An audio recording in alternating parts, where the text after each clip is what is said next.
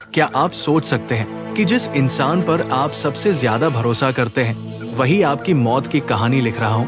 और सिर्फ इतना ही नहीं, आपकी मौत के बाद भी आपको अपने ही कमरे में कैद करके आपकी कब्र पर बैठकर चाय पीता हो?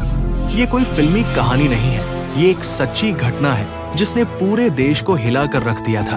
भोपाल के साकेत नगर का एक शांत सा इलाका, जहां बाहर से सब कुछ सामान्य दिखता था, लेकिन एक घर के अंदर एक ऐसा राज दफन था जिसे जानकर किसी की भी रूह कांप जाए। उस घर में रहता था एक शख्स, उद्यन दास, पढ़ा लिखा, अंग्रेजी बोलने वाला, खुद को रईस दिखाने वाला, लेकिन असल में एक खतरनाक झूठ की दुनिया में जी रहा इंसान। और इसी झूठ की दुनिया में फंस गई थी आकांक्षा शर्मा, एक छोटे शहर की लड़की जिसकी आंखों में बड़े सपने थे। उसे लगा था कि उसे उसका हमसफर मिल गया है, एक ऐसा इंसान जो उसे एक बेहतर जिंदगी देगा, विदेश ले जाएगा, उसके सपनों को हकीकत बना देगा। लेकिन उसे क्या पता था कि वो जिस पर भरोसा कर रही है वही उसकी जिंदगी छीनने वाला है। उद्यन ने सोशल मीडिया पर खुद को एक सफल बिजनेसमैन के रूप में पेश किया। महंगी गाड़ियों की तस्वीरें, विदेशी लोकेशंस, शानदार लाइफस्टाइल, सब कुछ इतना परफेक्ट था कि कोई भी धोखा खा जाए। धीरे धीरे उसने आकांक्षा का भरोसा जीत लिया। प्यार, शादी और अमेरिका में बसने के सपने दिखाकर उसने उसे अपने जाल में पूरी तरह फंसा लिया। आखिरकार आकांक्षा ने अपने परिवार से झूठ कहा कि उसे अमेरिका में नौकरी मिल गई है और वो एक नई जिंदगी शुरू करने निकल पड़ी।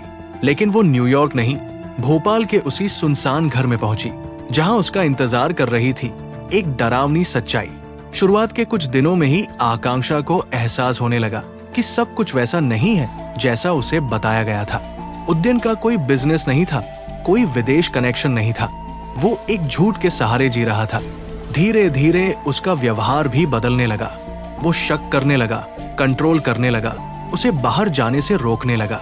वो घर अब घर नहीं, एक कैदखाना बन चुका था।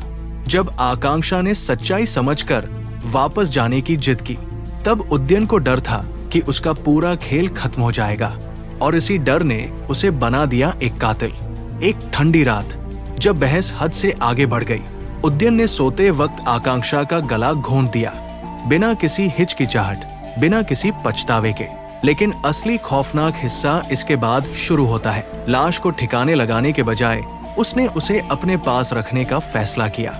उसने एक लोहे का संदूक लिया, आकांक्षा के शव को उसमें बंद किया और फिर उसी कमरे के फर्श पर सीमेंट, रेत और ईंटों से एक पक्का चबूतरा बना दिया। ऊपर से उसे इतनी सफाई से तैयार किया कि वो कमरे की सजावट का हिस्सा लगे। सोचिए, उसी कमरे में वो रोज सोता था, खाता था, टीवी देखता था और उसी चबूतरे पर बैठकर चाय पीता था, जिसके नीचे दफन थी उस लड़की की लाश जिसने उस पर सबसे ज्यादा भरोसा किया था। इतना ही नहीं, उसने आकांक्षा के सोशल मीडिया अकाउंट को भी एक्टिव रखा।